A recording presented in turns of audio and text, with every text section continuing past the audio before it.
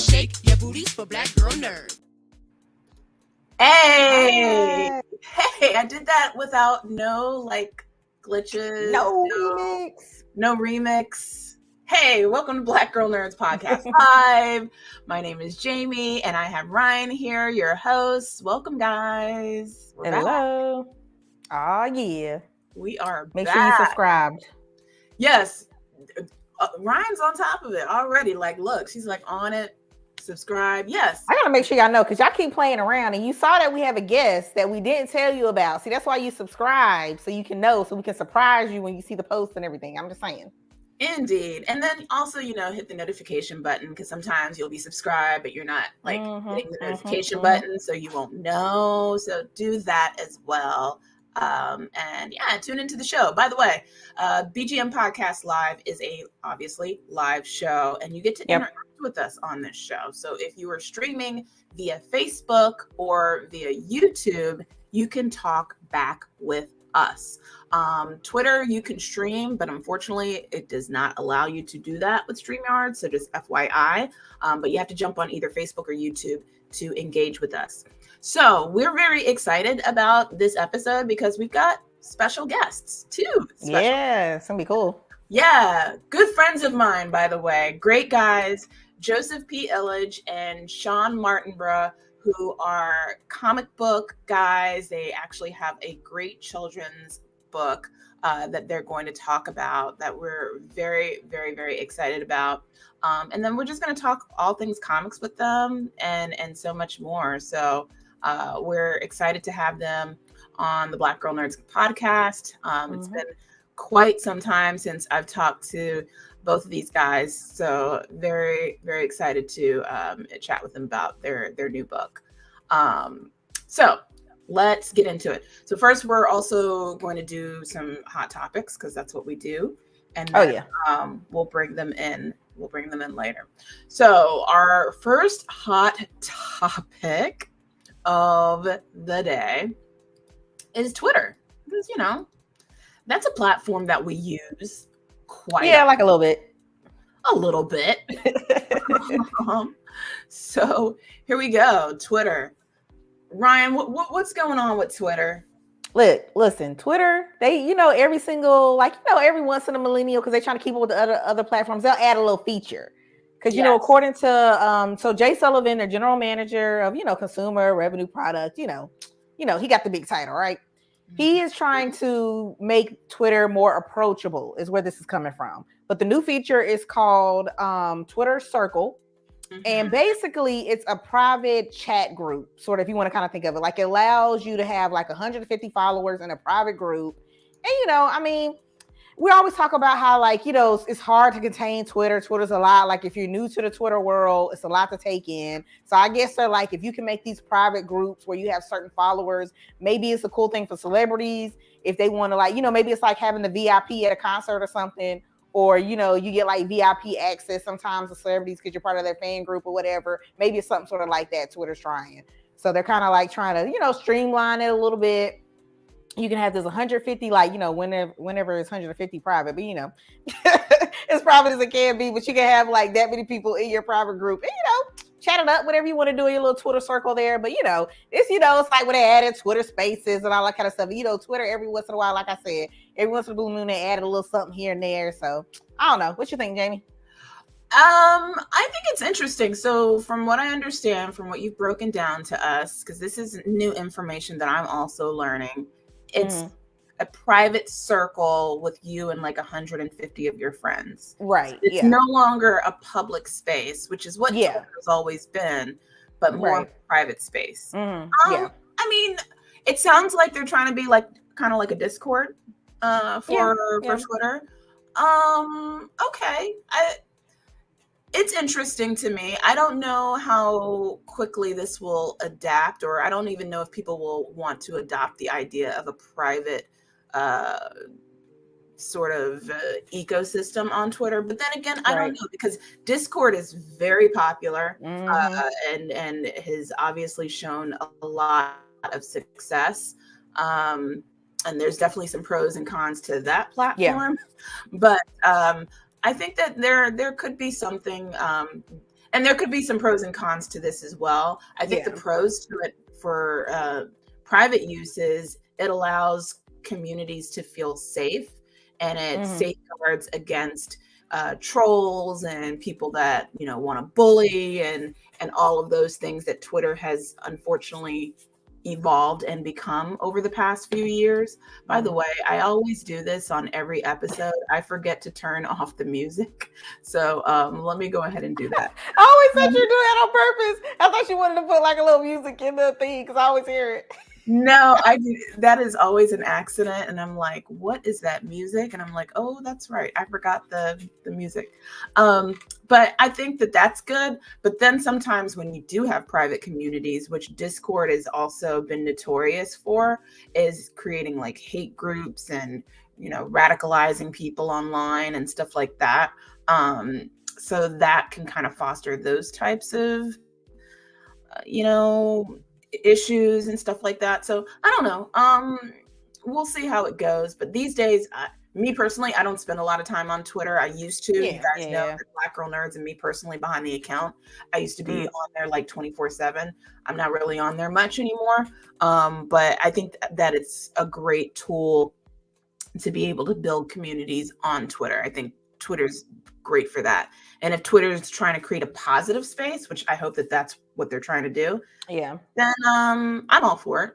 I'm definitely all for it.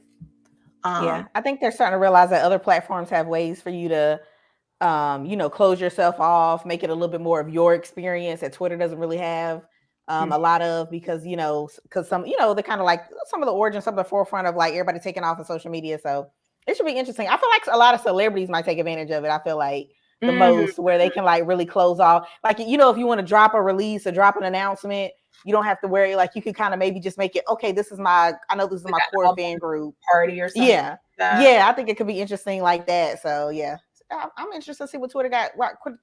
Because Twitter Spaces was like a thing where it was like, it's still, they're still trying to figure that one out. The problem with Twitter right now is they're like too little too late. Like there's that's the way to put it. Right. And actually, someone introduced me to Clubhouse like when it was in beta, and I was like, wow, this is a great app. And now Clubhouse is sort of like, I don't know. I mean, I'm not even on Clubhouse anymore, but back when it first was like off and popping, it was a whole bunch of nerds. Yeah. But yeah, like Clubhouse started, and then Twitter Spaces was doing it because of Clubhouse. So I feel like, and I think Twitter is now trying to help monetize users, and like y'all are late on that because users are being monetized on other platforms like TikTok and Instagram and Facebook and stuff. So it's like you guys are really late on doing things that other social media platforms have been doing for quite some time. So you got to beat TikTok to make it happen. I'm just saying. Yeah, you gotta play catch up. Emmanuel Briggs, hello everyone. What's up, Emmanuel? Hey Emmanuel, thanks for joining us. Ramel, sup ladies, keep up the good work. Thank you, Ramel. Appreciate you joining us on the chat today, on the podcast today. So yeah, let's go ahead and move on to our next topic. This should be interesting. I'll let you tease this one up as well, Ryan. Which you guys share a similar pronunciation in your names. So I am going to bring up this image of a film by this director by the name of Rian Johnson. And most of you guys have probably seen this movie. This is actually an art concept, I think, of The Last Jedi. It's not an actual screenshot. But yeah, what's going on with Rian Johnson and The Last Jedi? So Rian Johnson, director of Star Wars The Last Jedi. So it's been like 5 years since this film, right? If you guys think back and go back to this. And by the way, I just love any kind of moment. It's been a while since we talked anything Star Wars. I'm just basically finding moments where I just love to throw it in if anything pops up. But so yeah, Rian Johnson is back on the radar because he did an article, he did an interview recently. And they were talking about, 5 years ago when they put out The Last Jedi, it was said that he was going to work with Lucasfilms, right, to make this brand new trilogy to kind of introduce, some new characters, take it up a notch, and it just fell flat. Like you didn't hear anything. He was supposed to have bring these fresh new characters back in. And so in this interview, they were talking to him, and he was like, well, I kept in contact with Kathleen Kennedy, which is, by the way, is the current president of Lucasfilms. And it's still there. Like, he was like, listen, I would hate to do like The Last Jedi and I'm just done. So he's letting fans know, like, there's still that idea, because the Star Wars is an ever-going train. I feel like there's always going to be something to do. Like, they're working on a lot of spinoffs now, but eventually, I'm thinking, I don't know, the Star Wars fans are kind of hardcore, but they're thinking, hey, eventually they're going to want something new, right? Like a new future, a new character that takes us into whatever's next for Star Wars. So they're still working on that here with Rian Johnson. And by the way, I just want to stick in there. It's not like he hasn't been busy. If you've been checking out like Knives Out, that's what he kind of went on to do. He's been doing that. Right. Toronto Film Festival that Jamie's heading down to. He's going to have the second one. I think it's Glass Onion, a Knives Out Mystery is that one coming out there. And it'll be on Netflix December 23rd. So we ready for that. So, he's staying busy. You know how it works. That's how the game does. So it's not like he's been hurting for work, but he wants you guys to know they are working on, like, the trilogy is still a thing. It's just about scheduling when they're going to drop it. They got like 10 million spinoffs coming out right now for Star Wars on Disney Plus. So we'll see how it goes. I just want to drop that little knowledge, because I know there was like some people think, Star Wars, The Last Jedi is like one of the best films to them, one of the best Star Wars films when you look at some of the comments and stuff. So there's hope. There's hope that he's coming back. So that's interesting. It's a mix. I didn't mean to interrupt you. Go ahead, Ryan. No, you're good. I was just gonna wrap up with this interesting, because I was gonna piggyback on what you said too. I didn't know people were gonna say it was one of the best ones, but I was kind of like going down a rabbit hole looking at comments and stuff, and I was surprised. Okay. No, I'm very surprised, because I think that The Last Jedi was one of the films that got like really like, what's the word? It got like bombed by a lot of critics. That's what I thought. Yeah, that's what I thought. Yeah, that's what I thought. So it was interesting. I don't know, like, it's crazy. Yeah. So, gosh, why can't I think of that word? But if you guys know what the word is, leave it in the comments. But yeah, like, I feel like so that's why I posed the question: were fans too hard on Rian Johnson for The Last Jedi? I personally didn't think it was that bad. I mean, there were some issues that I had with it, but overall, it wasn't a terrible film. So, but there's so many like videos on YouTube from like, I guess critics. Yeah.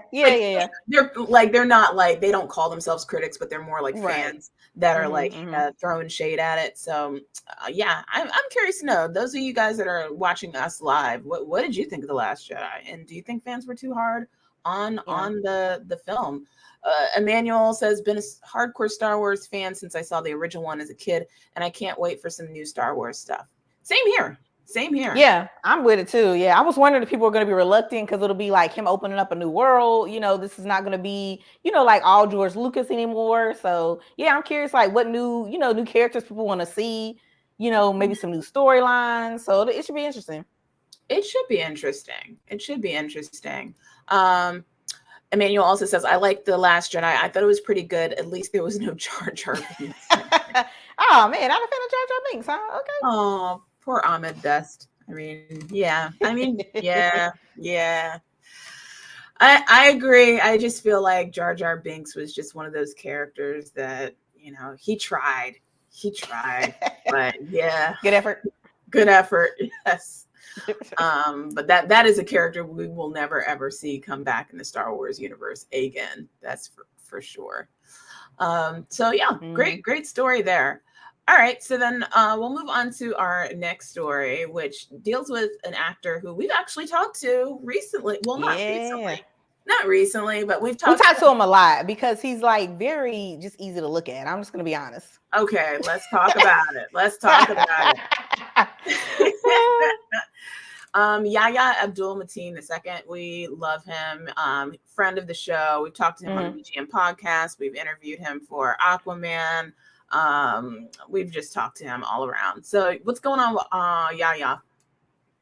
So bringing him up here, because I think it's just interesting sometimes when you hear about actors, like how they choose their projects, what they consider is important and what they consider is challenging. So, we've seen him Watchmen, he's done Candyman, Aquaman, The Matrix. And so basically he's in the headlines right now because he said Aquaman to him felt like kind of like clown work. And this is what he meant when he was saying this. He was saying, so in order to survive as an actor And to do it well, you have to play the game, and then you have to be crafty about when you want to surprise the audience, the director or yourself, with a little bit of, wow, I didn't expect that. And, he talks about, August Wilson, Aquaman, how they're kind of different in that thing. But I think when he says clown work, because I think a lot of people were thinking he was like trying to trash like the film or whatever like that. And saying it's not that. But he's kind of saying no, like, he's it's not like trying to mess with the bag, is he? Right. No, he's not trying to mess with the bag. He's not, because that's what a lot of people was like. That's what I thought too when I first saw it. Because the headline just says Aquaman clown work. Like, that's just when you look up, when you Google it. And this is what I'm putting, like, not like I mean, maybe, you guess you have to ask Yaya. This is my opinion, I guess, on what I'm reading from him. But I feel like he's saying, there are other, like, this role wasn't as challenging as, like, diving into like the trial of the Chicago 7 he did. Like it's a different kind of muscle. Like, it's a different kind of role that you have to play in.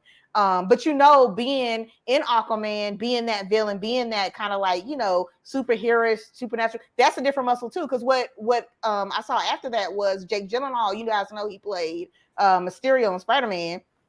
And he was like, he had panic attacks and stuff, and it was hard to do it on set, for this character. And it's just like different actors, melch into different roles differently. Like, they feel like it adds to their, effect with the audience, get them some new fans. Maybe they get to stretch a new muscle they didn't know they had. But, he was just like, Aquaman was a little thing I had to do, I had to, work it in right there. So, I'm not mad at him. I don't think he's trashing Aquaman, which he better not be, because he's in that second one. So I'm just saying.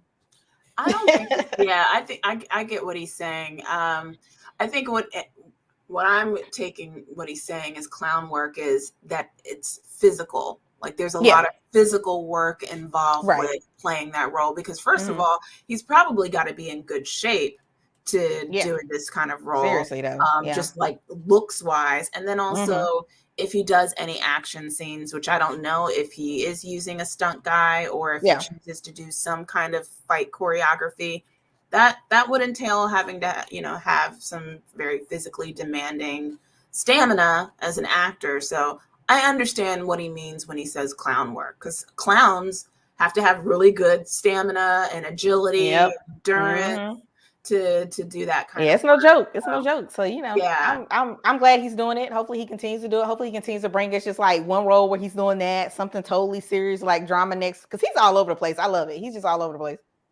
So my question to you guys is, do you think Yaya should play T'Challa?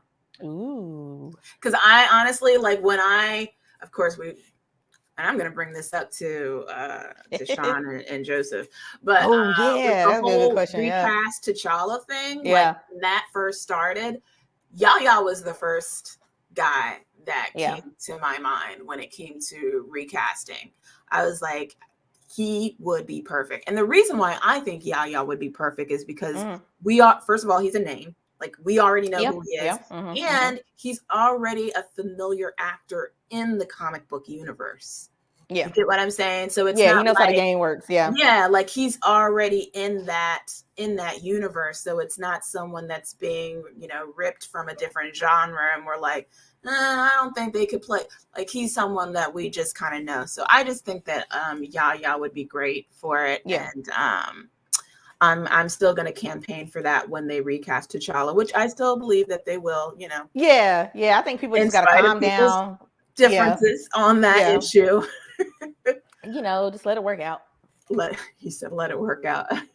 People just like, I'm telling you guys, you need to stop questioning Marvel. I'm telling you right now, let them do their thing and see what happens. We've had this discussion with E-Man. If you listen back to our podcast archives, we did a conversation with E-Man of E-Man's Reviews, who is the one that coined and created the recast T'Challa hashtag. And we were, we didn't all come eye to eye on the ideology of that of where Marvel will end with it. But like Ryan and I agree that Marvel has a plan, and we feel very optimistic that T'Challa will be recast. It's just not going to happen right this second. Be patient, people. God, just be patient, and it will happen in due time. So Emmanuel says that he would be a cool T'Challa. Yeah, he would. Yeah. He totally He's got would. that range. Yeah, it'd be interesting. Yeah.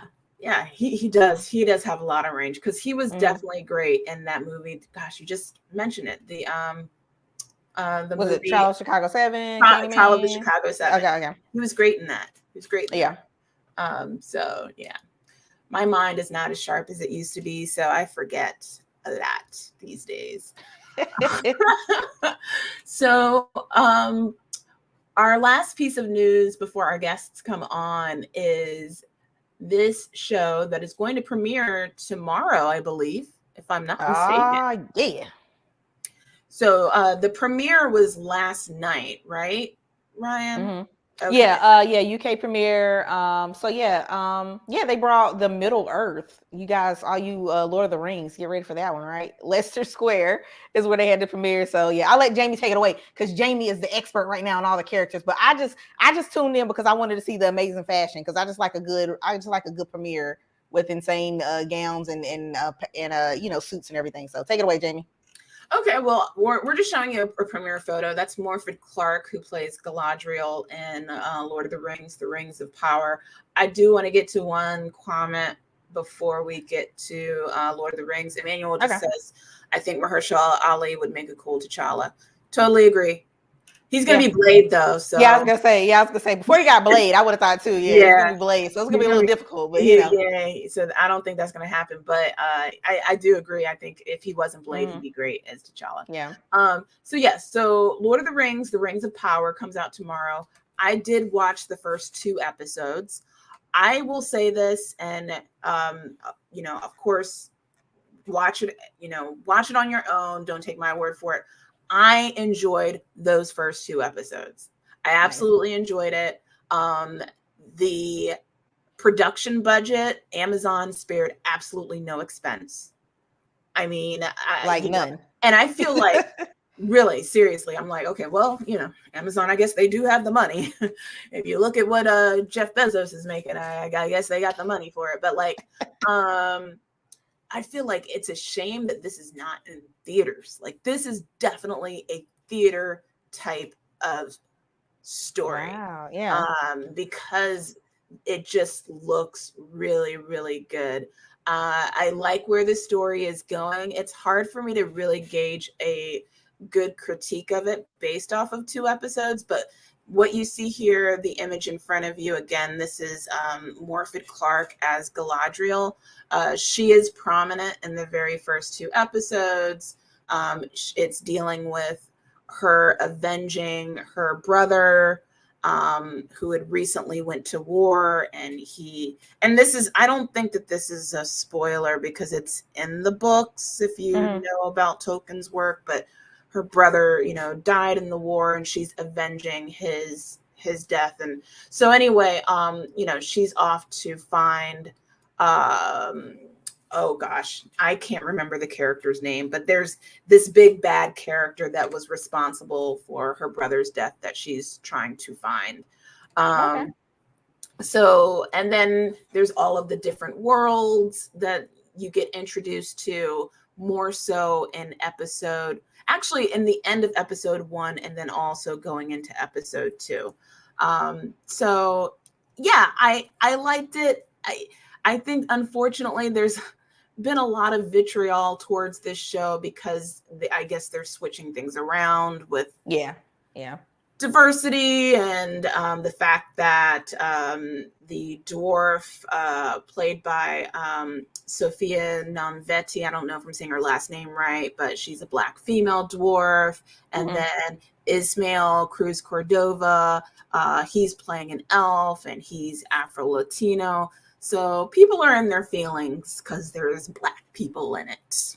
What? And trying to change it up, adding diversity. What? But it is what it is, you guys. Yeah. This is reality. And guess what? When Tolkien wrote these books, I don't think he was basing it off of actual, people of ethnic backgrounds. I don't think that was. Yeah. So why people are getting in their feelings about it, I don't know. But judge it for yourselves. I think we should probably either, in the next few weeks, do like a more deeper dive into the series and talk more about it, and then kind of get you guys' feelings on the show. But so far, I'm enjoying it. I think it's fantastic, and the action sequences are pretty stunning. The fight choreography is very impressive, and the performances, and everybody on the show actually like looks like they would belong in Middle Earth. They've got that Middle Earth like look, you know? Yeah. So I'm glad the budget is working for them. That's good. The budget looks good. That the cinematography, cinematography looks absolutely fantastic. So yeah, I'm impressed. Yeah, so. I can't wait to check it out. I have not seen it yet, so I can't wait to check it out. Yeah, and so far from what I've seen of the reviews from critics, so far it's been positive.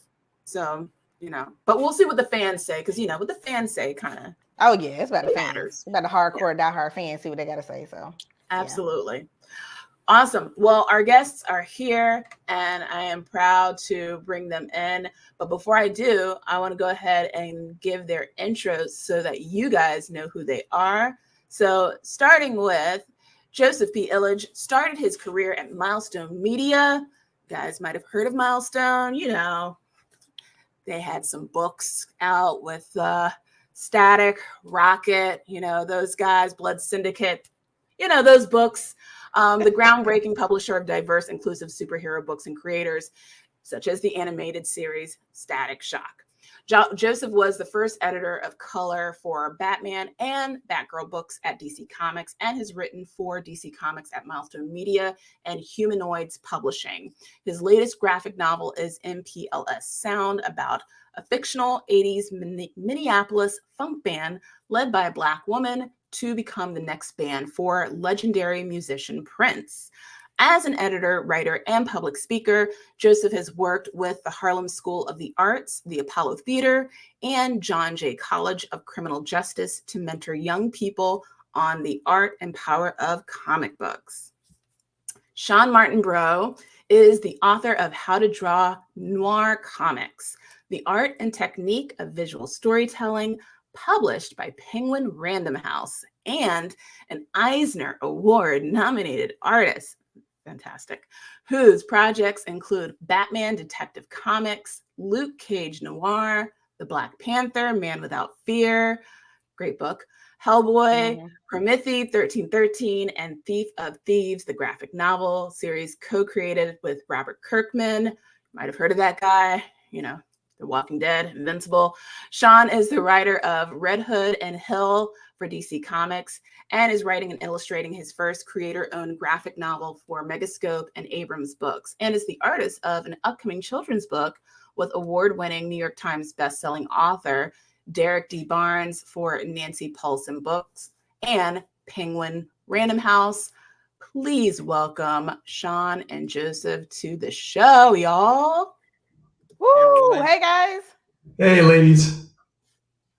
How are we doing tonight? How are you guys doing?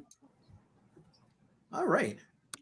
Doing pretty good. Let me get it out the way. I do all my work and interviews in a bathroom. So it's I was going to mention that. I was going to say, this sounds like a smart decision. What is this about? That's pretty awesome. I like this. Well, the tile is matching your shirt. Yeah, well, I'm in a hotel room, and this is like the best lighting that's. Yeah, it is. So, yeah, the joke's out the way now. Well, the bathroom is actually very nice, by the way. Just saying. Yeah, I think it's very Bruce Wayne. You know, Wayne has a bunch of different caves. I think people can have a bunch of different kind of like locales. There you go. There you go. Well, listen, I'm so glad that you guys are here. I'm glad that we have an opportunity to talk to you. It's been a long time. And we've got some sound effects, which is great. We'll add that to the show. So you guys obviously are very familiar with superheroes, and I want to start with asking you the question about your origin story, right? Because every superhero has their origin story. So starting with Joseph and then Shawn, how did you even get into comics? What is your origin story that you have into the comic book universe? Wow. Okay, so I'll try to make it short. You know, it all starts with my mom. When I was in the second grade, You know, every Friday after work, she would take me to the newsstand. She would buy herself soap opera magazines and she would buy me comics. And my mom's perspective was, as long as you're maintaining the social contract and getting good grades, you can read whatever you want. I don't care. So she let me just read comics. I became a fan, fell in love with the storytelling, and went to High School of Visual Art, High School of Art and Design, School of Visual Arts. Thought I was going to be a comic book artist. Did not happen. But friends would tell me, hey, like, you're really into stories. You really have an imagination. You should think about becoming a writer. So I heard about this comic book company called Milestone, owned by 4 Black men.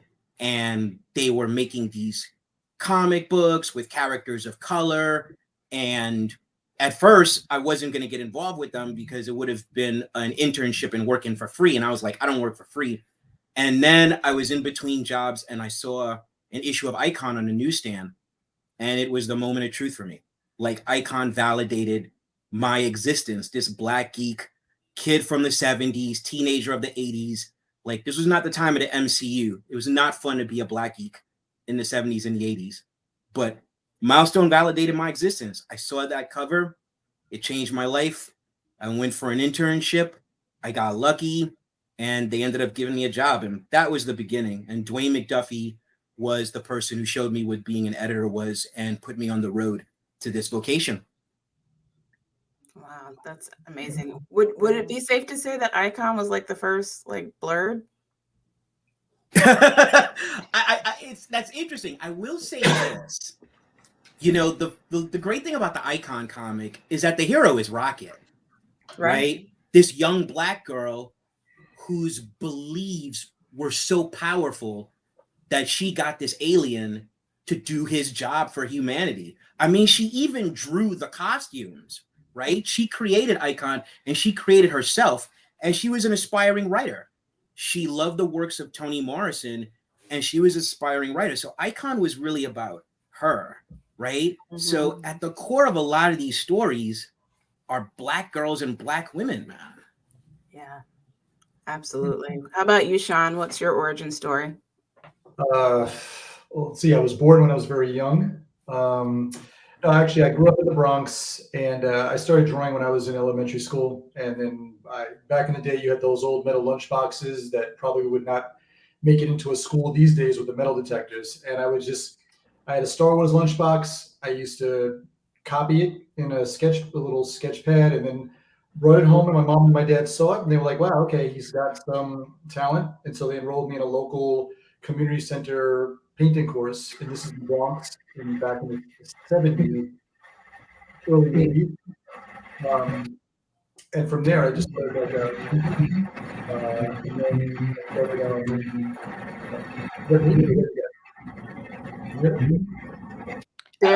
the back cave is giving you, it's disguising your voice. Right, that's fine. We're quiet in here, so it's not me. Okay. So anyways, I went to the School of I went to Fiorello LaGuardia High School of Music and Art, which is the famed school, and I majored in art. I went to the School of Visual Arts, and while I was a junior at the School of Visual Arts, I was determined not to graduate.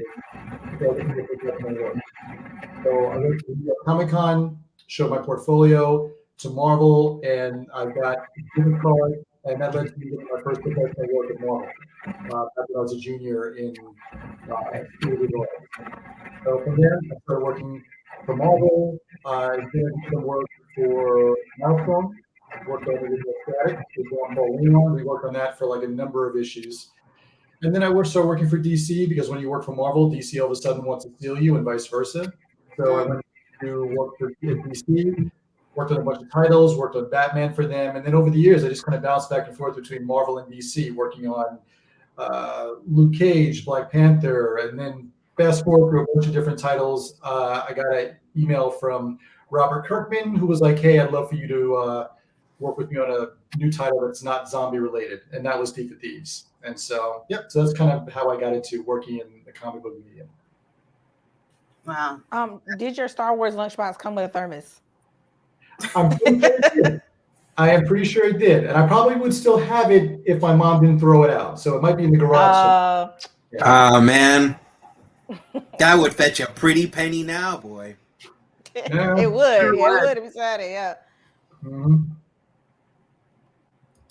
Well, let's talk about your book, Judge Kim and the Kids Court. I absolutely thought this was so adorable. Mhm. What led you guys to want to? I mean, you guys have obviously done these big superhero books and with these characters that are more for folks of our ages, but this book is, you know, for kids. So what led you to want to create a children's book?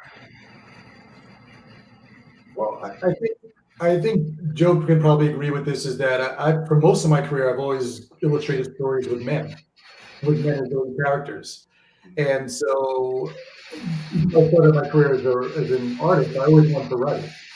So it was really interesting to kind of work with characters that were just different than the white male kind of archetype.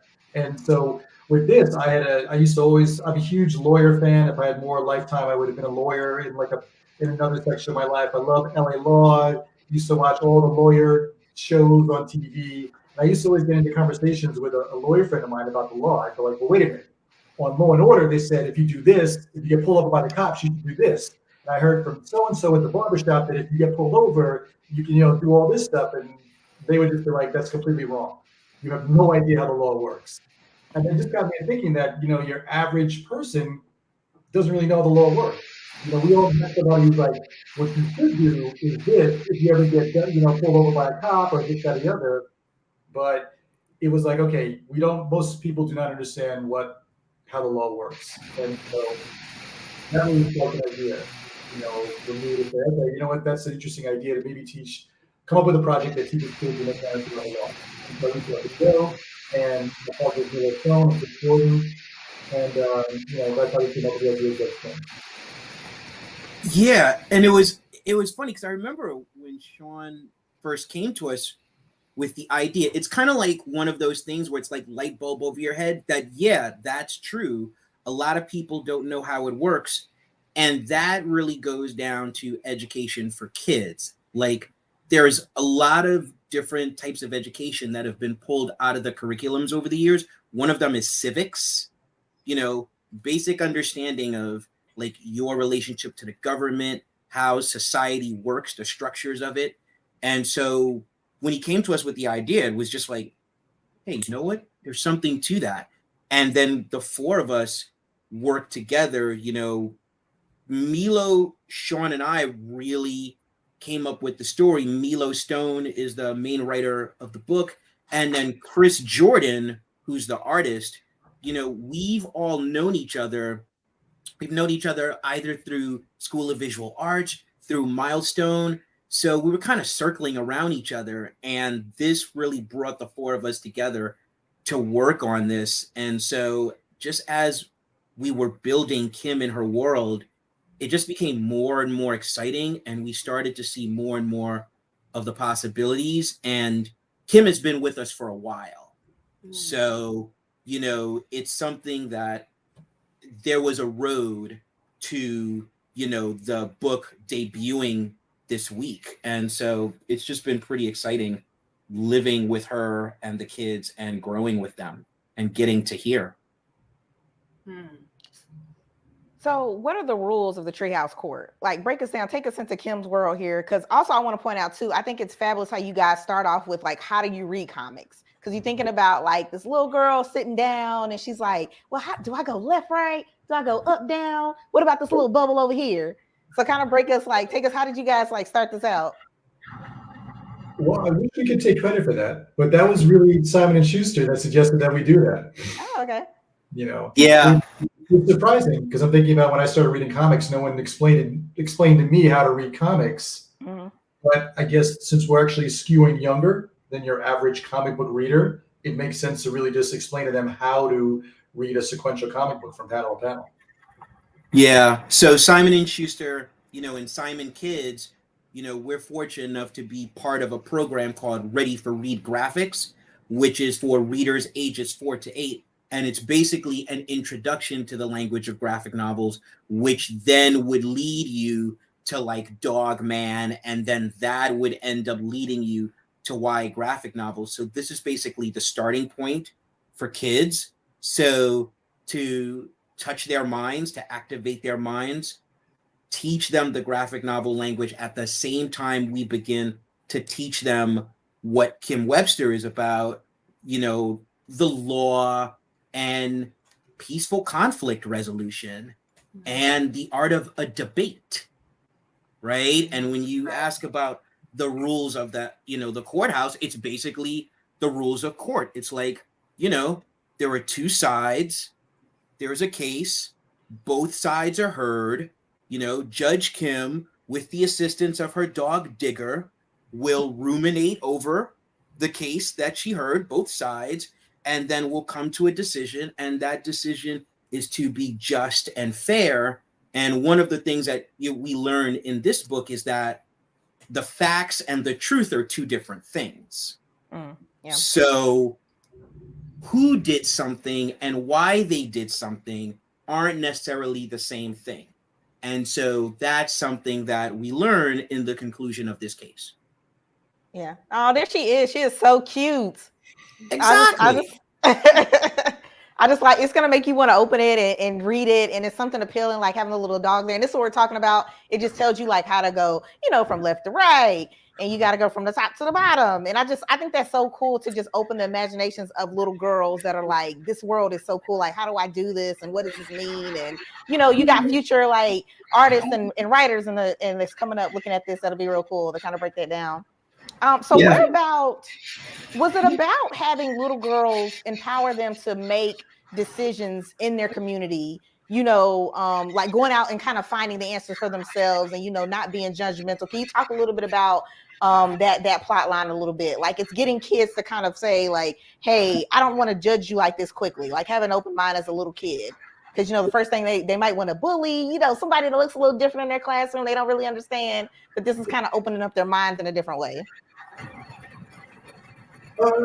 I think in addition to teaching kids about the law and how the law works, it really was a matter of sort of reinforcing critical thinking skills, and even though the word critical has been kind of, weaponized in ridiculous circles, it's actually thinking, using your brain and thinking something through as opposed to sort of following a crowd or following the mob. And I think that really, it's so important because, being able to sort of think it through, figure out a problem in a constructive way is a useful tool that kids can use throughout their lives. And so you can kind of instill that in kids in an early age. Sort of, look at a situation or look at a problem, analyze it from all different angles, use facts, use information to kind of figure out and solve the problem. And also work within your community to work together, with others to solve a problem. That to me is a really important message to convey to kids and their families. And so I think that's really what we really honed in on this first book. Definitely. And another thing, and this is something that is really just constantly reinforced for us, is that young people, and we have to really think about kids, think about what we've been through with the pandemic. Kids are being born into a world of chaos these days. So that means they're riddled with anxieties, right? And, to help them find their center, right? That goes to what Shawn said about, hey, just before you react to something, just think about it, just look at it. And also like empathy, right? Our society is a society that does not reward empathy. We tend to actually deify people who have characteristics that don't involve empathy. And we really need to teach kids to care about one another, to see things from a point of view that is not just their own. And if we can get them at that young age to embrace empathy as a good thing, right? As a force for good, they're going to grow up with a sense of empathy. Yeah, I really love this story. I kind of don't want to give it away, but at the same time, I really love the story of the bicycles and how the kid, steals the bicycles, but then we're led to the conclusion that, okay, well, he didn't steal them out of a malicious intent. It was actually out of good intentions. But the story goes along to explain that, and it kind of goes to what you're saying, that we don't want to jump to conclusions, and we want to have empathy for these characters. And the story rather really reveals those lessons throughout. So I'm glad that that's something that you're teaching kids at a young age, because that's become a lost art as people become adults. That would be fair to say. Yeah, indeed. So this story, because it reminded me a lot too of like what we're seeing with like Doc Stuffins and the medical field, is the idea of Judge Kim is to make this into like a series and to have some more exposure in that way. I think so. Yeah, I definitely think our co-creator, co-author, Milo Stone said it best, where he was like, this is basically Little Rascals for 2022. That kind of structure of a bunch of group of kids that all have different personalities, different styles, having these adventures that really, it's just a matter of, okay, what problem are we gonna have at school? What problems are we gonna have at the neighborhood? And then Kim steps in and, using the tools that she learned from her mom, who's a judge, is like, hey, listen, let's kind of, use a system of, the law to kind of figuring out how to solve these problems. And I think we have like so many ideas in terms of how this can go and like how to expand this. And in book 2, we actually expand more on the kids and Kim's friends and their inner dynamics. And, even we showcase her trusty dog Digger, who kind of gets wrapped up in some shenanigans. And so, yeah, we have a whole plan on where this can go in terms of like the world and what types of cases that Kim's going to keep solving, Yeah, we definitely, in thinking about it, we definitely thought big picture, but, it all starts with her and getting to know her. And one of the things that, Milo came up with in the story, which was just so beautiful, is just that Kim actually has her own personal journey. She has her own literal and metaphorical mountain to climb, right? To achieve this great power. And that's very much keyed into kind of like this origin story of the kids' court. And, in mythology, that's something that usually just men get to do. Men get to climb the mountain and achieve the great object of power and become leaders and change the world. So the fact that we have a Black girl doing that, right? That means, other Black girls will see early on that, that's meant for me too, right? That's meant for me too. And I have to overcome my fear. Yeah, I love that there's like a constant, she gets to ask constant questions too, that sometimes, Black girls are afraid to ask and, speak up and say stuff for themselves. And I love like the whole thing she's asking, like, well, what about this? And what if I do this? And mom, why do they do this? So I like that it's just like that's a landfill of just like knowledge for her to gain and questions for her to ask. But my question is, how do I get like one of those tech bikes that locks itself up and everything like that? Because that's like my bike didn't look like that like back in the day. So I was just wondering, like, y'all have that, like how's that working out? You got to be rolling like Neil Strong. The merchandising plan, we have that's coming out in 2023 in terms of the whole Kim line of merchandising. Okay, cool. I'll wait. Yep. Jamie, I'll let your question go then. That was a good question. If I can bring it in. Was that like a Tesla bike? Like, what was going on?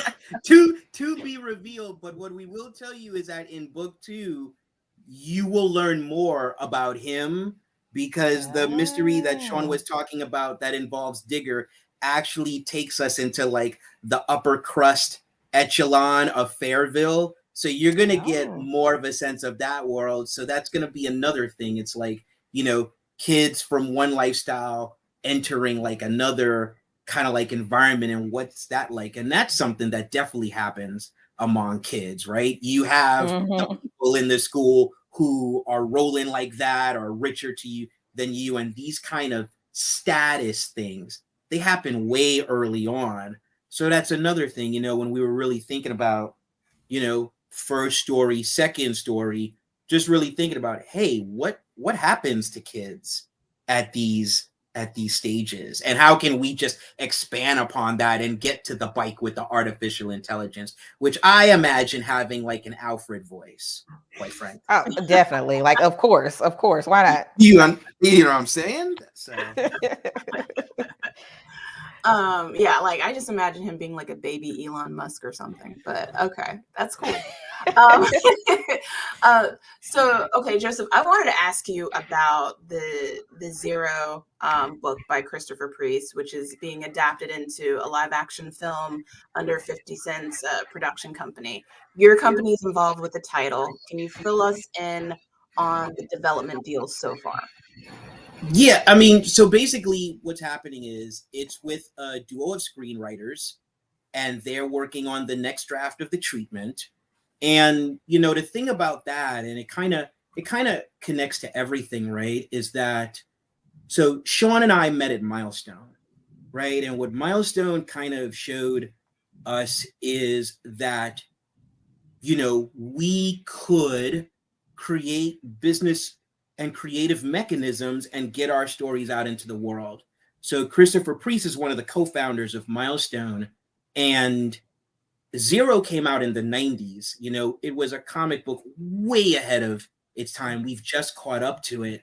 And what happened is Erica Alexander and her business partner, Ben Arnon, you know, I met them and they said, hey, we should work together, find some gems in the rough and bring them to light, because we're now in a new world, which was unfortunately informed by an accumulation of tragedy and the murder of George Floyd, leading us to now where our stories are wanted and our perspectives are wanted. And so Zero was a natural choice because of what the story is about, which is a Black basketball player who's really a secret agent and wraps himself up in state-of-the-art prosthetics so that he looks like a Caucasian blonde-haired man with blue eyes, and can basically get to places in the world that people that look like us could not have access to because of racism, because of prejudice, because of perceptions.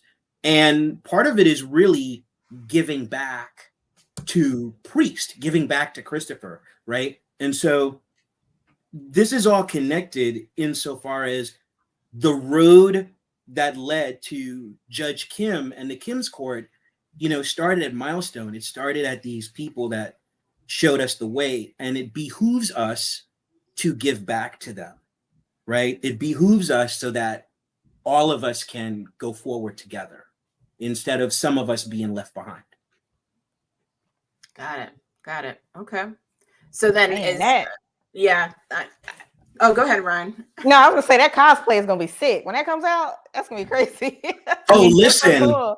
That's cool. Well, listen. I mean, the big talk is it one actor and you get wicked with the makeup? Is it right? Yeah, that's insane. Like that? Yeah. But you know, ultimately, listen. You know, the great thing about it is it's a very controversial subject. It was ahead of its time. Yeah. We needed a partner that had the courage to say, okay, you know what, I'll do that.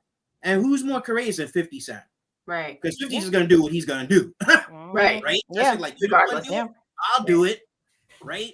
And when you're talking about the world that Zero comes from, St. Louis, Missouri, and the basketball players and that kind of, you know, the urban schism, he lives in that world where his whole Power franchise and whatnot and BMF, right? So he's just a perfect partner for that. And, you know, again, what all of this comes down to is the best stories have universal appeal in all mediums, right? I think a lot of people try to do it in the reverse direction where it's like, well, man, what's going to make a dope film? Oh, okay. And then I'll make that. But, you know, we made, you know, Judge Kim knowing that the best story, the best book is going to make the best media in anything. And so, you know, we are very much looking forward to more people discovering like our little Judge, especially now that, hey, we're living in a world where we do have our first Black woman judge on the Supreme Court, right? Like Kim was actually, she was a prediction of a future that came to be. Absolutely. Absolutely. So do we know where we are on the development front of that, or you're not privy to that information just yet? Yeah, I can't really get into the weeds of it. The only thing I could say is everyone has had meetings. It's kind of surreal talking to 50, because I still remember when his CD first came out and it was literally selling out. A CD was selling every 30 seconds. I went to Discorama at Union Square, New York, and I literally just stood there and watched people just come and like buy like the massacre. And I mean, come on. So getting to work with someone like that, that's part of the fun. It's part of the fun of what we do, like this realm of creative imagination.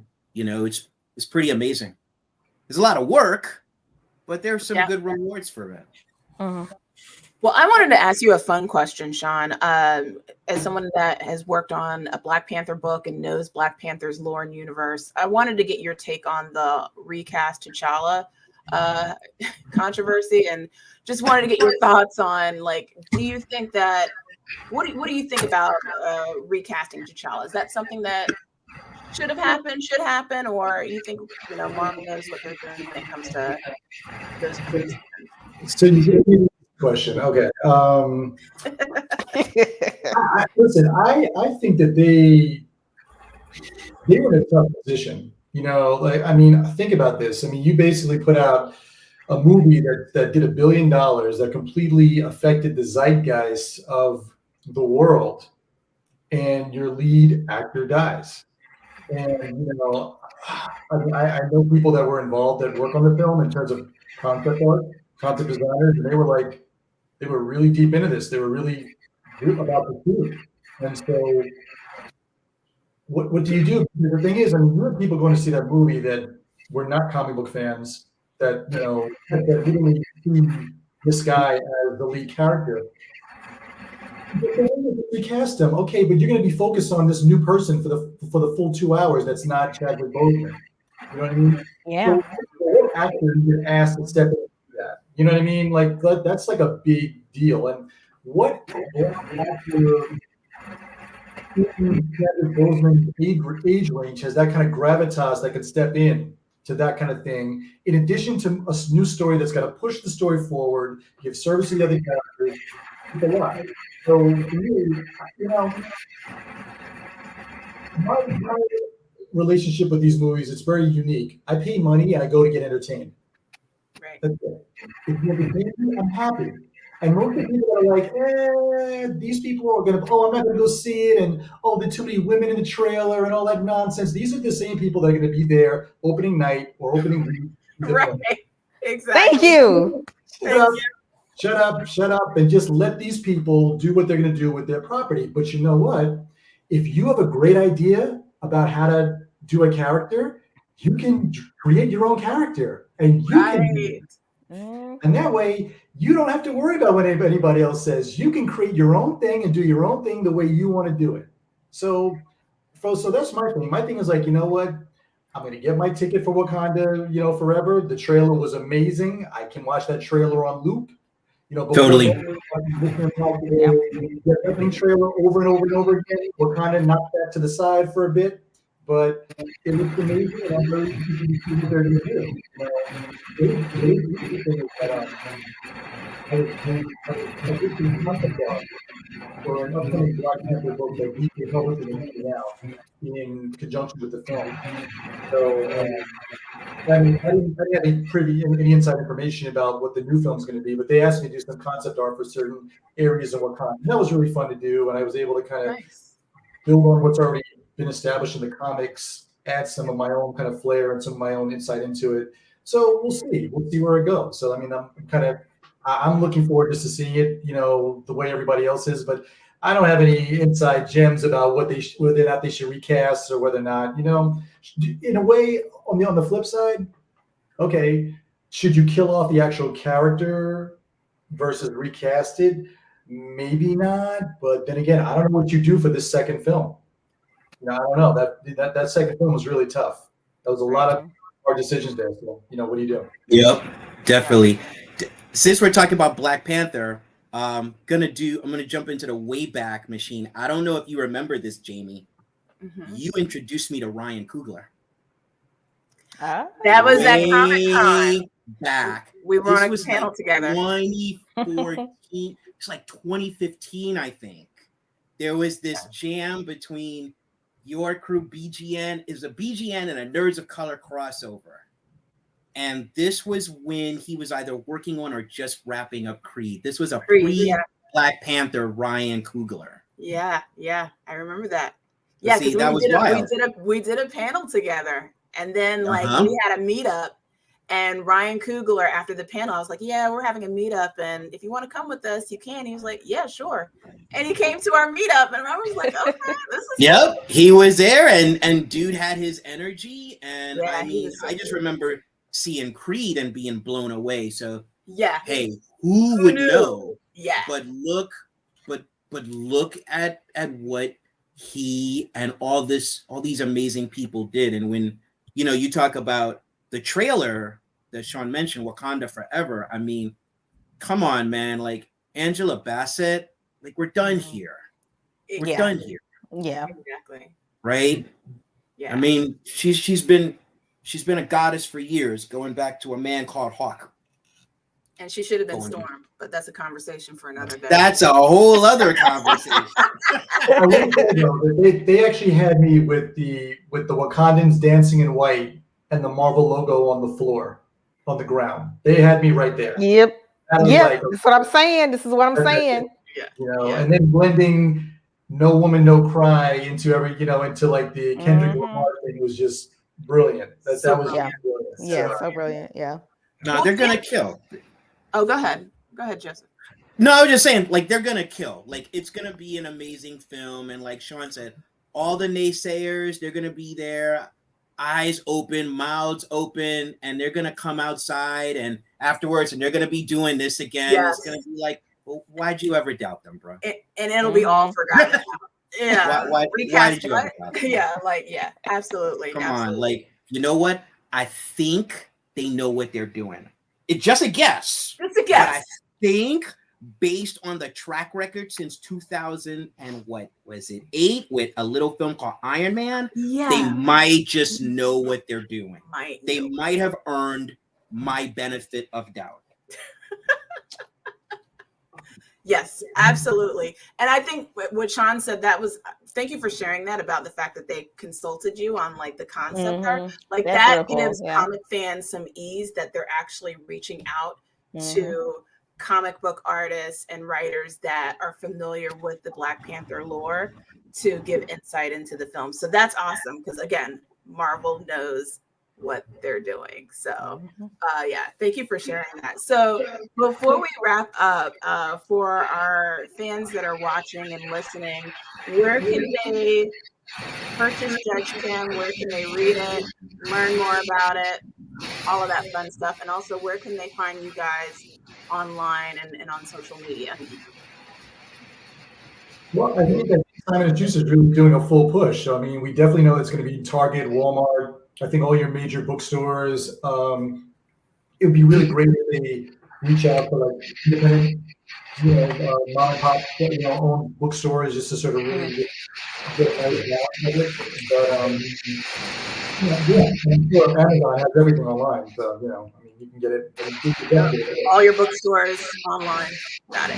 Definitely, yeah, and I mean, like Shawn said, like when we found out it was going to be in Target and Walmart, just like all of us, me, him, Chris, and Milo, like that was just pretty exciting because I've gone into my local Target and like seen the display of books. So, for kids and stuff. So the idea that it's going to be there, the important thing is just like, it's just going to reach more kids. Absolutely. Right. That's the thing. Like wherever the kids go, it's going to reach them. So it is available now. If you happen to be in New York City, there's a great bookstore near Chelsea called Books of Wonder, and they definitely have it there. And the ladies there are really nice. So go out and discover these kids.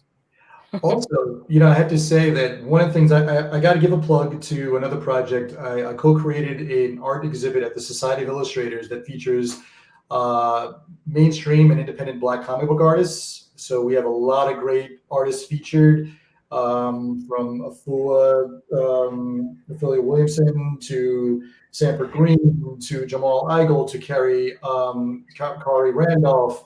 It's a really great show. It's running until October. But what is also really cool is that Society of Illustrators will be doing a special Kim Webster show. Just Kim show next year, which we're going to start.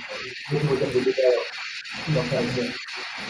Yeah, so we'll be announcing that when we have the date, but we're looking forward to that kind of an event. And because the thing is, it's a children's book, but we think like in a way like what Kim represents in that world, like that's for everyone. So I think meeting kids and their parents, I think would be really exciting. So, so let's see what happens on this adventure we've started here.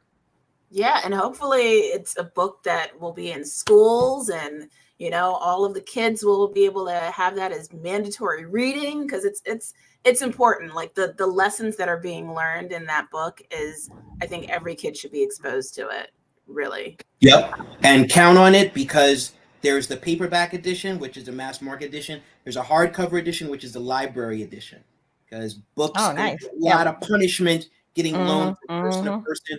Timmy, I'm looking at you. You're pretty abusive with your books. So basically, not you called out Timmy. Come on now.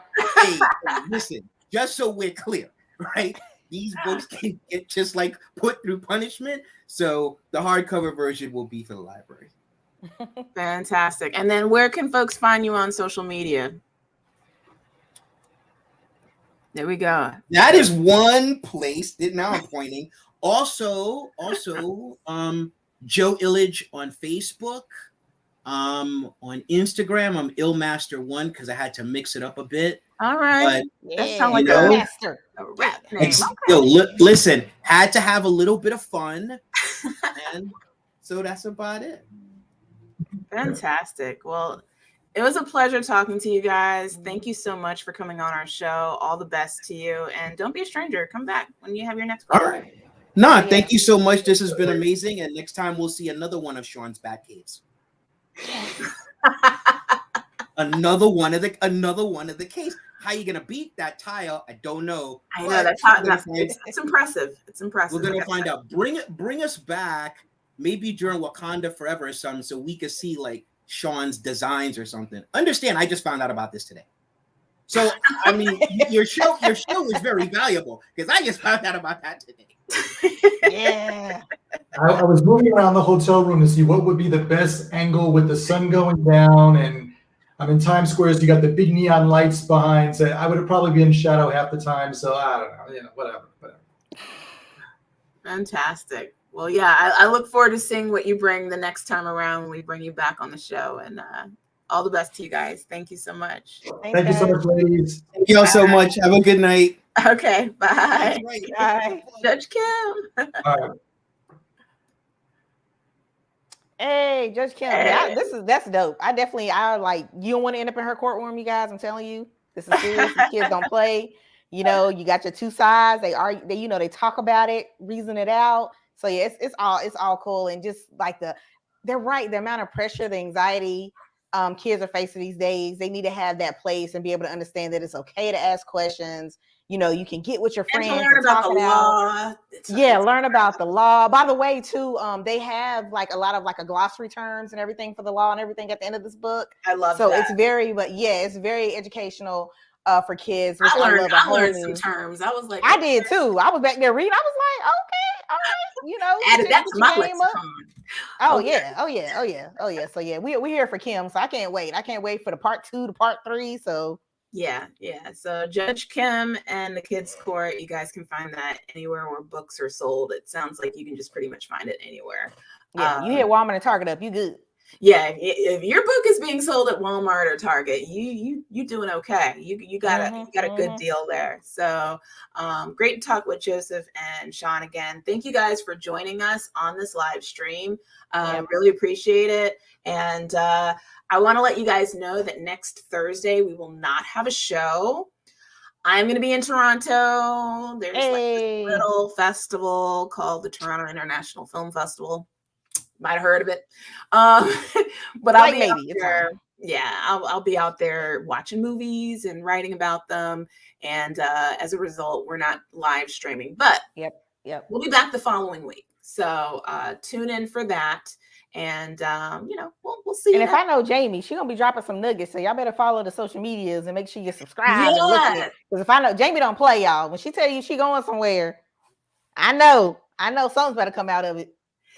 Follow me on Instagram. Follow me on the Facebook and the Twitters. Mostly and I think I'm gonna be doing some TikToks. I'm trying to I like it. I'm a see, I feel so old, but then Jamie, just do the TikTok. But then I see people that are like my mom's age that are on TikTok, and I'm like, okay, you know what? Do it, Jamie. Do it. Give some TikToks down at Toronto. I might do a little TikTok at Toronto. But yeah, definitely check out our socials. We'll be posting content live from the live from Toronto. So all that fun stuff. And then she'll have to come back and give us a recap. So you'll get all the tea. Yeah, I can't wait. I'm looking forward to the Woman King. That's like #1 right now, which is like basically. Yeah, definitely. If you haven't seen that trailer, go watch it 20 more times. I can't wait. I saw that when that trailer dropped. I saw that. I'm not even lying to you. I saw that trailer like at least 15 times straight. Yes, over and over on a loop. Like the way people was watching Wakanda Forever. Yes, like just on repeat. I feel like you go Wakanda Forever, Woman King. Just keep just keep replaying both of them. Like I just can't wait. Like it's gonna be amazing. I can't wait for it. Thanks, Emmanuel. Thanks for joining us tonight. I appreciate it. Thank you so much for wishing me a safe trip.